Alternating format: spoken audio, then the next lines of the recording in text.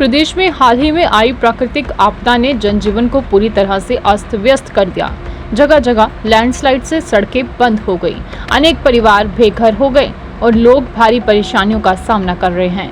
आपदा प्रभावितों की सहायता के लिए सामाजिक, धार्मिक एवं राजनीतिक संगठन आगे आ रहे हैं। उपमंडल सवारघाट में भी ऐसे प्रयास देखने को मिल रहे हैं। इसी क्रम में डॉक्टर अनिल ठाकुर लक्की और उनकी टीम लगातार आपदा प्रभावित परिवारों से मिलकर उनकी सहायता कर रहे हैं। हाल ही में डॉक्टर लक्की की टीम ने तरवाड़ पंचायत के भारसड़ा गांव का दौरा किया।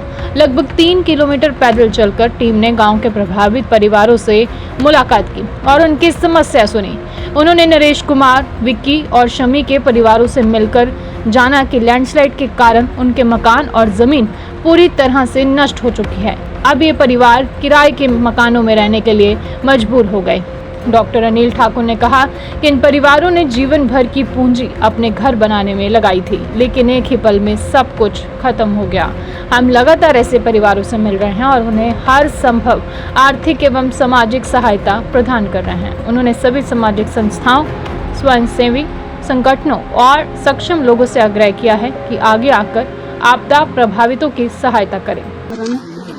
हमारे सबसे मेरे पास पे हमारा घर गिरफ्त हो चुका है। हमारे को कहीं रहने की जगह दी जाए और हमारे छोटे छोटे बच्चे हैं, हमारे को कहीं ना कहीं ऐसी सुरक्षित जगह दी जाए जहाँ भी हम अपना टाइम पास कर सकते हैं। सारी सरकार से हमारी यही उम्मीद है कि हमारा सहायता करें, जल्दी से जल्दी कुछ न कुछ करो। हम तो रोड पे आ चुके हैं। हम हमारे बड़े छोटे भाई डॉक्टर लक्की के साथ यहाँ जुनाड़ी से लगभग 3 किलोमीटर नीचे भारसड़ा गाँव में आए हुए थे।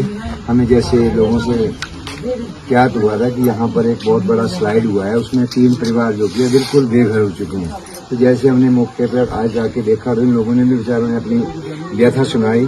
उसमें देखा गया कि इनकी ना तो जमीन बची है और ना ही घर बचा हुआ है। ये तो किसी दूसरों के घर में यहाँ से कोई 2 किलोमीटर या किलोमीटर जाके वहाँ बस रहे हैं।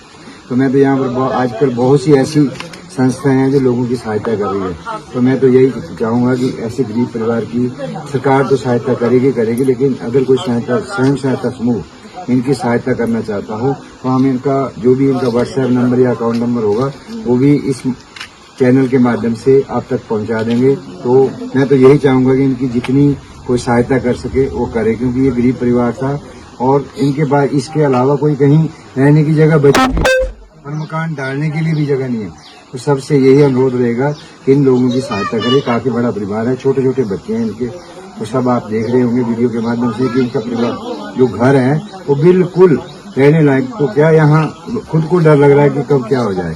तो सरकार इस ओर ध्यान देगी। तो मैं तो सरकार से यही अनुरोध करूंगा कि इनका जो भी है मुआवजा बनेगा तो उचित मुआवजा दिलाया जाए और इनके लिए जो भी जमीन की जहाँ भी व्यवस्था पूरे हिमाचल में सरकार इसके लिए उचित कदम उठा रही है, जो भी कदम उठाएगी इनके लिए भी उसमें व्यवस्था होना चाहिए। जय। मेरी सरकार से उम्मीद है कि यहाँ पे 3 परिवार है, तीनों जो परिवार है वो पूरी तरह क्षतिग्रस्त हो गए हैं। तो मेरी सरकार से भी ये उम्मीद है और आम पब्लिक से भी उम्मीद है कि इनकी जितनी ज़्यादा से ज़्यादा हेल्प की जाए वो भी कम है। तीनों बेचारे प्राइवेट जॉब्स करते हैं, झाड़ियाँ लगाते हैं, तो जल्दी से जल्दी इनको कहीं रहने का प्रबंध किया जाए।